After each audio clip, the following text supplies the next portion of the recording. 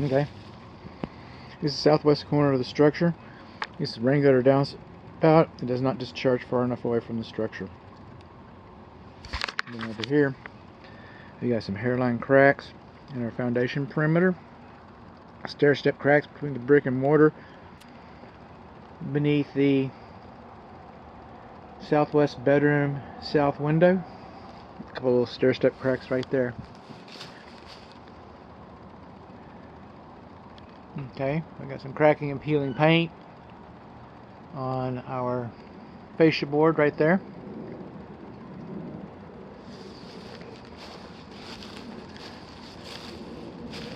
These are weep holes. They're supposed to be here. They have some membrane in there to keep the bugs from getting in. Trying to. Brick is a very good building material. This home can burn down. You can reuse the brick. But a character in is a very good insulator. But a characteristic of brick is that it's porous. And water will just pour right through the mortar. And so we have the weep holes down here. Most of the time you won't see water coming out. Most of the time it'll be water vapor. But I've seen water come out, you know, if you have an event, but the weep holes stay is what I'm getting at. But we got some fractures all along our foundation perimeter around here.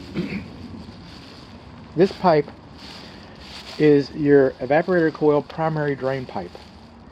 And it's not pretty, but it's not wrong. More stair-step cracks. Rain gutter too close. A tree should not be closer than 20 feet to a slab foundation. Now, I get it's a little crepe myrtle, you know, ornamental. Yeah, I guess it's ornamental, but it shouldn't be that close. And over here, because the tree is sitting there, it gets full of rain, and then it just drips forever. It takes forever to warm up, to dry out. But you look over here, we got a little bit of water damage over here, and a little water damage on our soffit board. Fascia board, soffit board. A little bit of water damage right there.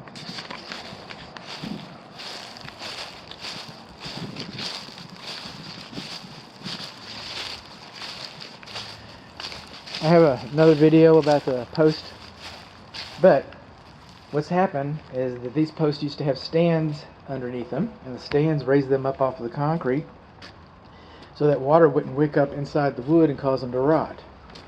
And then we've come in and we put this slate tile on the front, made a nice entrance, a nice bold entrance, nice good presentation, and but by doing so, we've raised the elevation of the porch past the stands that are protecting the wood from rotting at the base.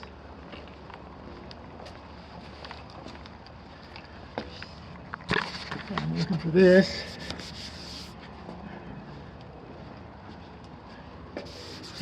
Because I can't open the blinds inside of there. I'm looking for a bug. Not like the one I saw on the kitchen cabinet.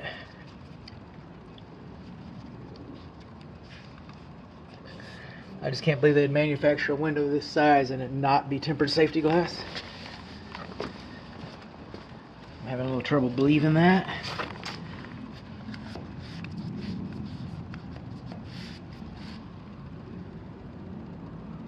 But I can't read it.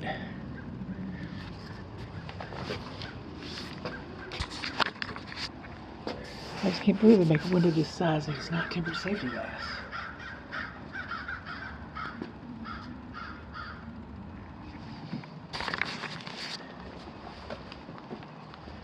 This part of the house was converted. Okay, at one time this was the garage. Now over here, okay, when this was installed, it's probably okay. I get that you're going to get tired of hearing that. But by today's standards, we'd have an in-use cover, which is kind of like a little bubble, a little helmet. So we'd come in here and we could plug our Christmas lights in. GSR protected. We could plug our Christmas lights in and it could rain and our, you know, it wouldn't get wet. No stand here. Nope. There's our stand right there. Look there. So this one had a stand. Even the stands that were present, I'm going to assume this went with this. Stands look the same. So I'm going to assume that they use the wrong kind of stands, because you're supposed to pick the wood up a little bit. So that doesn't really help with the capillary action. Okay, run get her too close. High soil. Where do termites live? In the ground. Oh, what do they eat? Dead wood. Oh. What's wood mulch? Dead wood on the ground next to your house. It's called a clue. It's called a clue. Everywhere else you got some foundation showing. Right here, on the north side of the garage conversion, you got a little flower bed with wood mulch that's above the soil line. Where does water go? Downhill. Interesting. Downhill. Down here like here? Yeah. Okay. Down, down, down. Where does he? Come around here? Looks like it might. If we had water, we could find out. Now the garage is not the same foundation, even though it's a slab. It's not a continuous. It's not a monolithic slab because of the way the garage was worked. But we got on this side of the house, the north side instead of the south side, we got some larger cracks.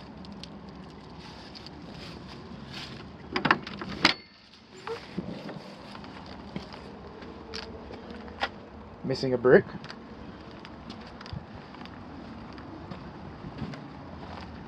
There's our clothes dryer vent. This is our water heater pressure relief drain pipe. So I do not know where the safety pan drains to. Where does the safety pan drain to? And this pipe, okay, that's a little 1/2-inch pipe. So the water heater temperature pressure relief valve drain pipe has been improperly reduced. Then it's also supposed to terminate between 6 and 3 inches to the ground. So here it is, like 9 inches. It's too small. I don't know where the safety pan drains to. Your clothes dryer needs to be cleaned. Your clothes dryer vent needs to be cleaned.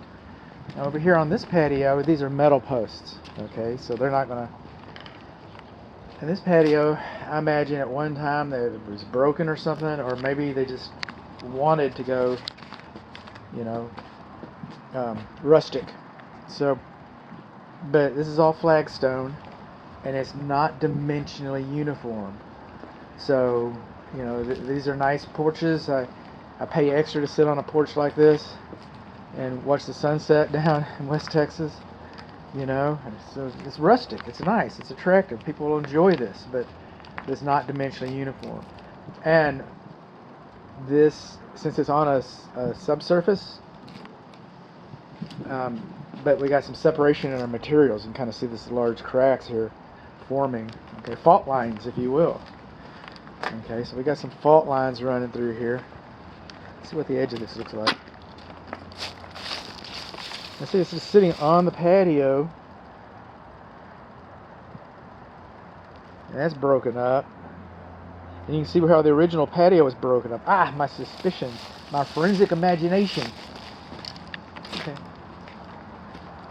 Now, we're not going to care about this so much, but novelty lights should not be installed in a permanent application. And then if you look at this cover, you see all these dents. Okay. This thing has seen some hail and some pedestrian traffic, I might add, but it's seen some hail damage. Right.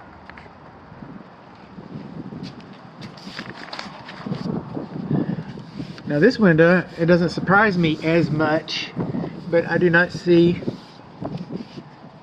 any tempered safety glass bugs embedded in it. I looked at the other side earlier. It's closer to the door than 24 inches.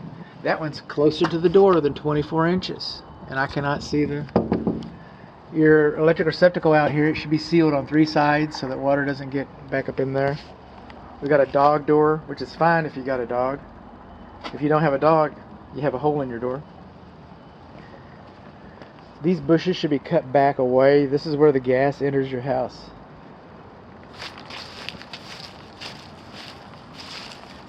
Okay, we do not have water pressure to the house, but if we were doing a water inspection, I'd be telling you that these are the main water shutoff valves. And they're old school. The valves are buried, and you operate them by turning this rebar, these handles, and it's been that way for 70 years. Now, if you have an emergency and need to turn the water off, do you think that that's just going to do it like you don't have a problem at all? Well, I have a problem. I can't get this fixture off to check the water pressure, but I don't have any water pressure. Okay, same thing with the front. You know, so all of our plumbing, our exterior plumbing so far has all been pretty obstinate, you know, cantankerous, and so yeah, you need a new main water shutoff valve, and you need your exterior valves, you know, brought up so that you can use them, so that you could, at your choice, at your leisure, you could put a hose to it without a lot of trouble and work these little valves. See those little valves right there on that thing? They don't work. And I got some channel locks and try to pull them off. No. So, and then there's your vacuum breaker right there at the bottom. You don't have a vacuum breaker at the top. So you should have had a vacuum breaker in front of it so that both hoses, if you had two hoses. Anyway, that's what you should have had. Got some corrosion on our electric connections in there.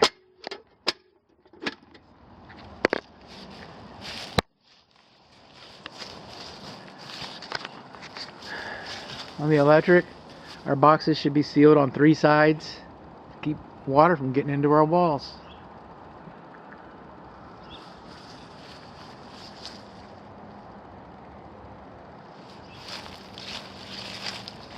See?